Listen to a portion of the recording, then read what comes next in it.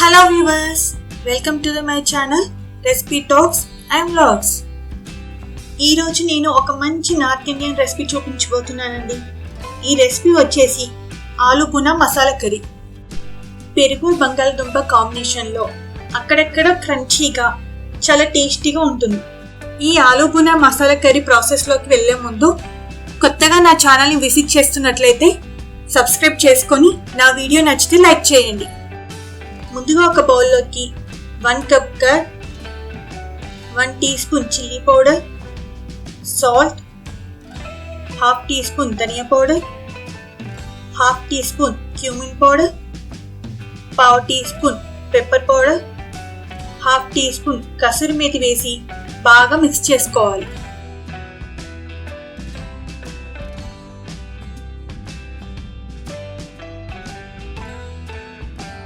ఇప్పుడు ఒక ప్యాన్లో 1 టేబుల్ స్పూన్ ఆయిల్ వేసుకొని 1/2 కప్ పొడిగా కట్ చేసుకున్న onions, 1/2 cup capsicum, oil boil చేసుకొని చిన్న చిన్న ముక్కలుగా కట్ చేసుకున్న బంగాళదుంపను వేసుకొని కలుపుకోవాలి.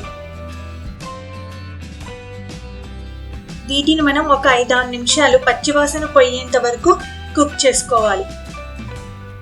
అంటే లైట్గా కుక్ చేసుకోవాలి. క్యాప్సికమ్ ఆనియన్స్ బాగా సాఫ్ట్గా అయ్యేంత వరకు కుక్ చేసుకోవద్దు.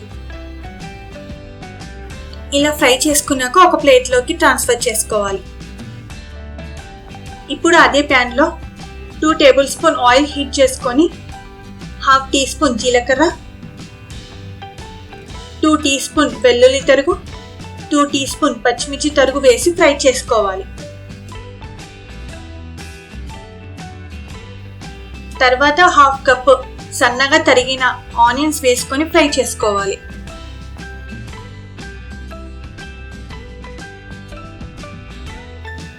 ఆనియన్స్ మంచిగా ఫ్రై అయ్యాక 2 రెమ్మల కరివేపాకు, 1/2 టీ స్పూన్ పసుపు వేసుకొని కలుపుకోవాలి.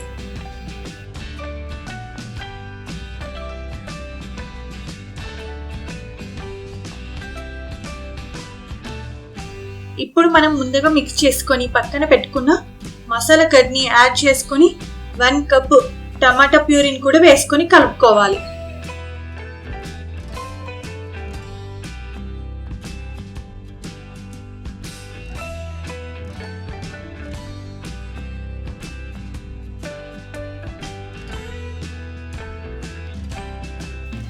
ఈ మిశ్రమం అంతా మంచిగా ఉడికిపోయి గ్రేవీ దగ్గర పడేంత వరకు కుక్ చేసుకోవాలి.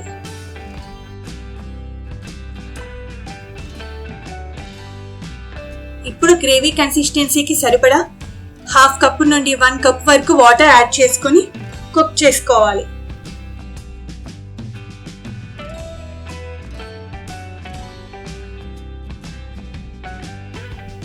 ఐదు నిమిషాల తర్వాత ఫ్రై చేసుకున్న ఆనియన్స్, క్యాప్సికమ్, పొటాటోల్ని వేసుకొని కలుపుకోవాలి.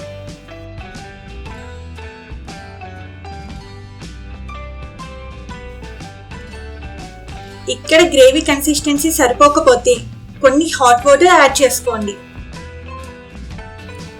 దీన్ని ఒక 5-6 నిమిషాలు మూత పెట్టి కుక్ చేసుకోవాలి.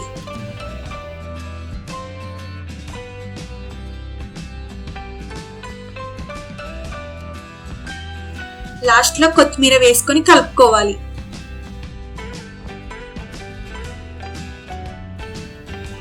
ఈ కర్రీ రోటీ, చపాతీలోకి సూపర్ కాంబినేషన్ గా ఉంటుంది.